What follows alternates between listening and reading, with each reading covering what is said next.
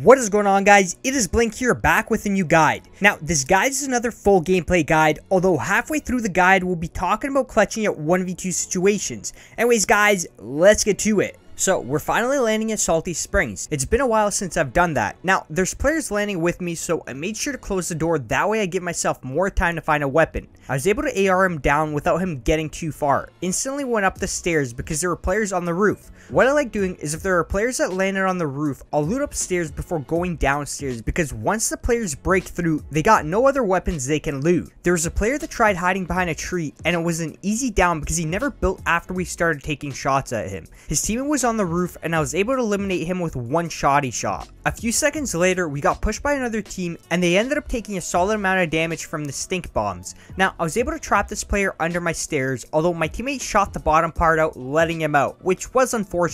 Although we were still able to win the fight in the end because both opponents started focusing on my teammate, which allowed me to get in some free shots for the finishers. Up ahead, we spot two more players, and we were able to knock the first one. That leaves his teammate in a pretty bad situation, needing to fight both of us. His teammate ends up building the whole time and not taking any shots, just not putting any pressure onto us. That makes us more confident in the push because we haven't taken any sort of damage. So his goal was to at least try putting on some damage towards us. That way we play it a little more cautious. As long as we haven't taken any damage, we're holding that W key towards this player, and so will other players in our shoes. A few seconds later, my teammate spots another group of players. We end up taking both 1v1s, and we're able to eliminate both players. So the player I faced should have either built up or actually built more cover in order to have a better chance. You can see he ends up going to my right and starts taking shotgun shots at me without building any sort of cover. He does hit me with that last shot, and maybe if he built cover for himself, he would have gotten the down on me. Cover is what keeps you safe, and Fortnite allows you to build your own. So if you're not building cover, you're already giving your opponents advantages. I'm not sure how experienced this player was, but in my early days of Fortnite, anytime I would commit to a gunfight, I wouldn't build cover once I was committed to taking shots. The reason I did this was because if I built cover, that gives me one less shot to take, but really learning to build cover actually saves you from taking damage and allows you to change up those angles when taking shots. Just make sure you're practicing building that cover if you're always the type of player that jumps around taking shots without cover. Up ahead, we got shot at by a solo player. Made sure to get off the mini before this player pushed. He did have splodes, so I had to be careful where I'm standing. Built myself up and got him with the C4, so there wasn't much of a fight. Usually if I'm in a 1v2 situation like he was, I would have tried my best to put on a lot of damage towards one of us. That way I have a better chance of winning the fight. He did try with the splodes, which never worked, although he did have the high ground for a split second, and he gave it up by jumping down to the ground as I built up. Overall, he just played out the situation poorly. Not too far ahead, we spot a few more players, and this is where the fight gets a little more intense. I built towards this player and used my last C4 to drop this player down. Got off a shotgun shot on him, and as we fought, he ended up getting a critical shot onto me. Ended up getting the down and used the tree cover to use my minis. This was a really risky thing to do because I could have easily got shot from behind. I did it because I never wanted my opponents to spot me building myself in. So this was something I ended up risking. Got off both minis, and as I did that, my teammate does go down. Thankfully, I did get the down on the player and box my teammate in. That way he doesn't get third partied. Now, there were a few more players I can hear up ahead, and I built myself up before these players get too close. Eliminated one of them, and as I did that, there was another player close by. Just had to make sure he doesn't end up eliminating my teammate. You can see I'm building myself cover to where I can hear this player. I can't clearly see him, but I'm making sure he doesn't get a free shot on me as I build around.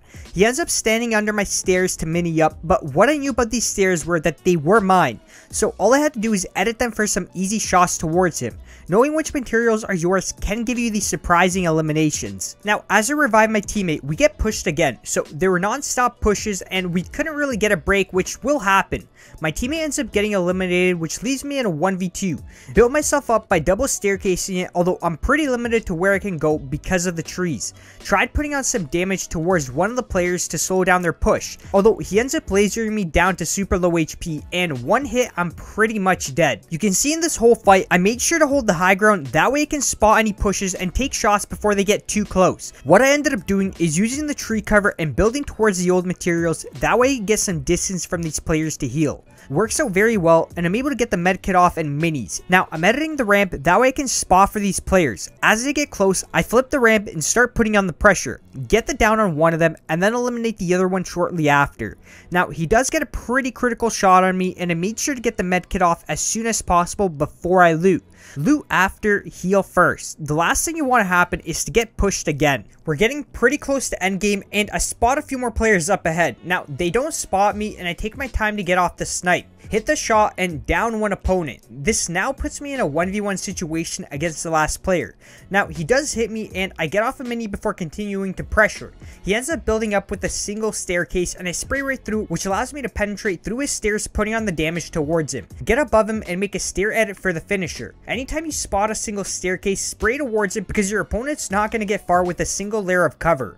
You can usually continue spraying as they're dropping just so you can get some damage towards them. Now, during 1v2 situations, getting that down with the sniper or getting a critical amount of damage towards one player is your main goal.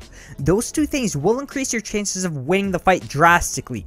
Now, it's harder to do if your opponents spot you first, but if you're the one spotting, make sure you remember to either snipe or try targeting one player before the fight starts getting too intense. So, since I'm fighting 1v2s, I'm playing a little safer.